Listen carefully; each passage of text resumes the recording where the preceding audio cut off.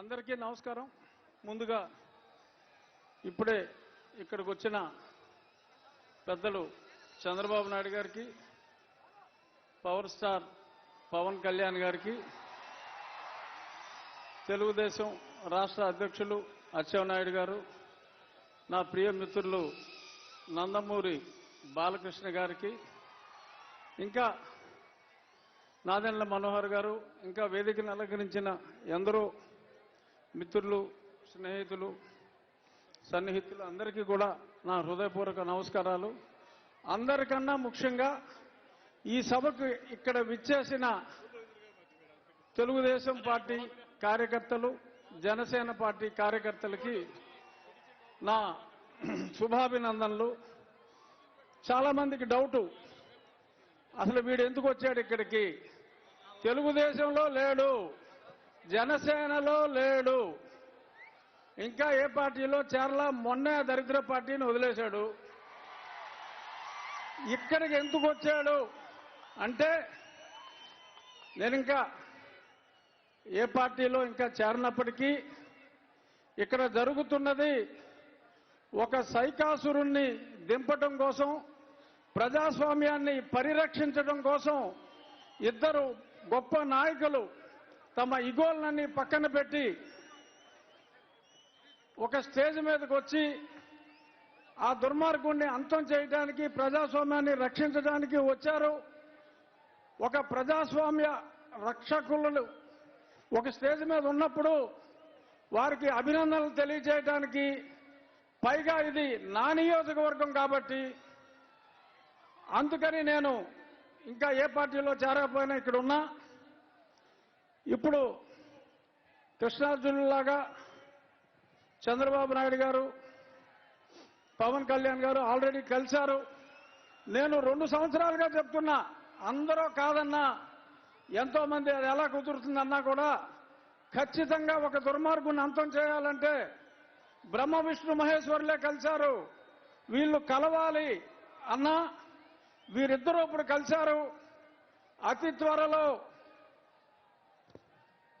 నా ఆకాంక్ష కృష్ణార్జునులై వీరిద్దరూ కురుక్షేత్రంలో ఈ 151 మంది, అంటే అభినవ కౌరవులు 151, వీళ్ళందరినీ తుదముట్టించే కార్యక్రమంలో ఆనాడు ఆ జెండా మీద, కాషాయ జెండా మీద కపిరాజు ఉంటే నేను ఊహించేది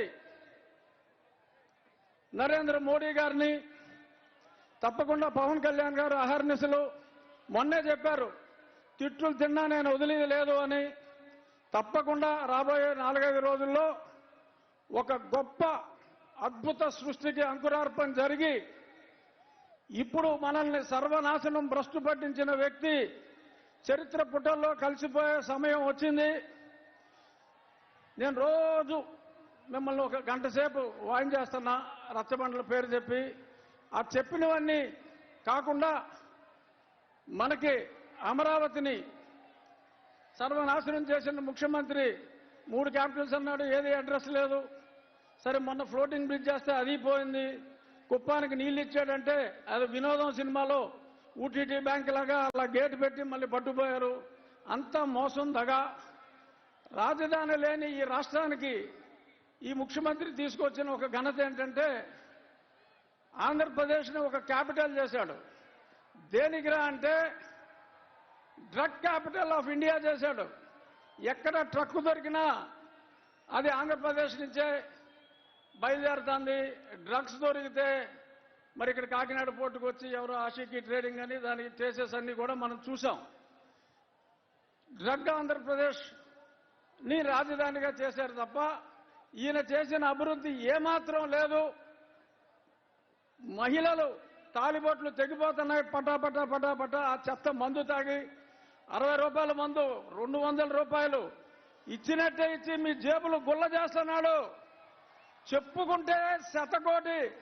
అది ఎలాగో పెద్దలు చంద్రబాబు నాయుడు గారు, పవన్ కళ్యాణ్ గారు ఆ భూషణలన్నీ వారికే వదిలేస్తున్నా. నా రిక్వెస్ట్ ఒకటే, భేషజాలని వారిద్దరూ ఎలా అయితే భేషజాలు పక్కన పెట్టి అన్నదమ్ముల్లా కలిసిపోయారో, ఇక్కడున్న తెలుగుదేశం, జనసేన నాయకులు కార్యకర్తలు అందరూ కూడా చిన్న చిన్న డిఫరెన్సెస్ ఉంటాయి, కానీ మనం సర్దుకుపోవాలి. ఎవరెవరయ్యో లేఖలు రాస్తూ ఉంటారు, ఆ లేఖల్ని పట్టించుకోవద్దు. వారిద్దరూ ఎంత అన్యోన్యంగా ఉన్నారో మనం అందరం కూడా, నేను తొందరలో మీ దగ్గరికి వచ్చేస్తా.